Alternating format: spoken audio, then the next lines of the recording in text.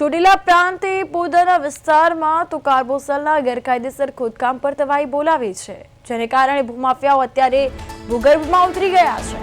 પરંતુ સાયલા પંથકમાં હજુ પણ કાર્બોસલની ખાણો ધમધમી રહી છે. આવા સમયે ચોરવીરામાં આવેલી ખાણમાં ભેખડ ધસી પડતા 2 મજૂર દટાયાની આશંકાએ તપાસ હાથ ધરાઈ.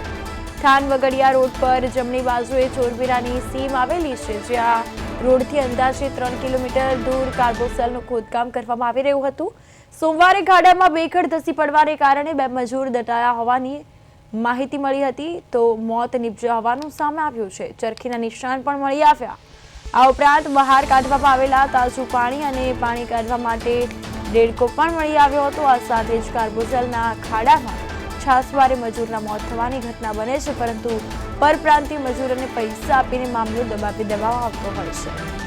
ખાડામાં મજૂરનું મોત થાય છે અને મજૂરને બહાર કાઢી શકાય તેમ ન હોય ત્યારે ખાડા પર અગરબત્તી કરી દેવામાં આવે છે. ચોરવીરાના આ ખાડા પર અગરબત્તી કરાઈ હતી. હાલ કોઈ જ બોલવા માટે પણ તૈયાર નથી.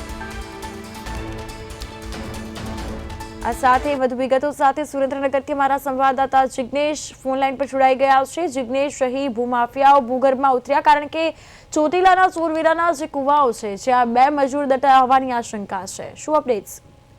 જી, સુરેન્દ્રનગર જિલ્લાના સાયલા તાલુકાના ચોરવીરા ગામમાં અગાઉ પણ પોલીસ દ્વારા, ખાણ ખનીજ દ્વારા અને પ્રાંત અધિકારી દ્વારા ત્યાં રેડ કરવામાં આવી હતી. ખનીજ વિભાગ દ્વારા પણ રેડ કરવામાં આવી હતી, પણ છતાં પણ ચોરવીરા ગામની આજુબાજુના સીમ વિસ્તારમાં આ ગેરકાયદેસર કાર્બોસેલ નું ખનન થતું હતું અને તેમાં કાર્બોસેલ કાઢવામાં આવી રહ્યો હતો. ત્યારે ગત વહેલી સવારે આ બનાવ બન્યો હોવાની આશંકા સેવાઈ રહી છે, જેમાં 2 મજૂરો દટાઈ ગયા હોવાના કારણે તેમના મોત થયા છે.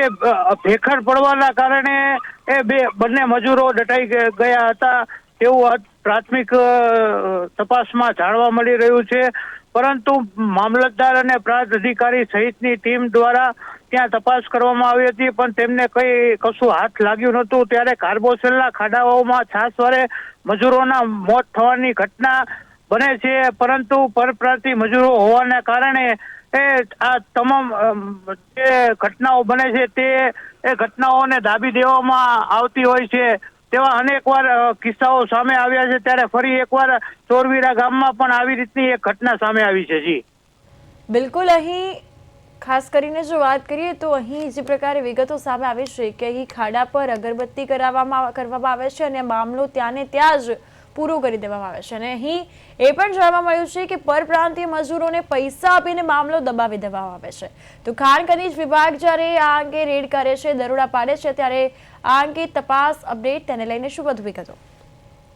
જી કૃપા, ખાસ કરીને જે આ કુવાઓ ખોદવામાં આવે છે તે ભૂમાફિયાઓ અને ગેરકાયદેસર ખનન કરતા આ શખ્સો દ્વારા કુવાઓ ખોદવામાં આવે છે અને તેમાંથી કાર્બોસેલ ગેરકાયદેસર રીતે કાઢવામાં આવે છે. આ કુવાઓ ખોદવા માટે પરપ્રાંતીય આંધ્રપ્રદેશ, રાજસ્થાન, મધ્યપ્રદેશ, યુપી, બિહાર જેવા પ્રદેશોમાંથી પરપ્રાંતીય મજૂરો આવતા હોય છે અને તેમને આ કામગીરી કરવામાં આવતી હોય છે. જ્યારે પણ તંત્ર દ્વારા રેડ કરવામાં આવે છે ત્યારે તંત્ર દ્વારા આ જે પરપ્રાંતીય મજૂરો હોય છે તેમને તેમના આ પરત વતન મોકલવાની પણ કાર્યવાહી કરવામાં આવતી હોય છે. પરંતુ ક્યાંક ને ક્યાંક આ લોકો મજૂરી ત્યાં ન મળતી હોય અને તે માટે તેમની રોજીરોટી કમાવા તેઓ લોકો અહીંયા આવી કાળી મજૂરી કરવા માટે આવતા હોય છે, ત્યારે આવા ઘટનાનો ભોગ બનતા હોય છે. જી બિલકુલ જિગ્નેશ, તમામ અપડેટ્સ બદલ આપનો આભાર.